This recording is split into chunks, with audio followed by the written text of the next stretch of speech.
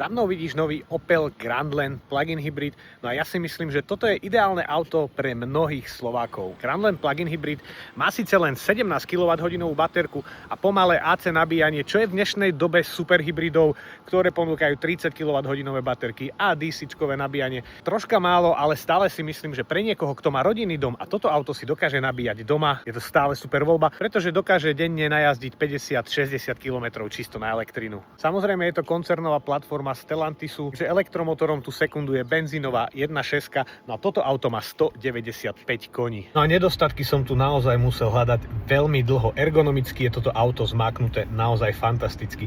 Všetko, čo potrebuje hardwareové tlačidla, tu hardwareové tlačidla má, dokonca aj tie na volante sú hardwareové, aj keď sa môžu javiť ako dotykové. Materiálovo to síce nie je žiaden luxus, je tu použitých veľmi veľa plastov, no tie plasty sú kvalitné, nie je to taký ten hnusný najlacnejší plast. Celkovo ten interiér aj v kombinácii s tou látkou vyzerá veľmi dobre. Jeden detail som predsa len našiel.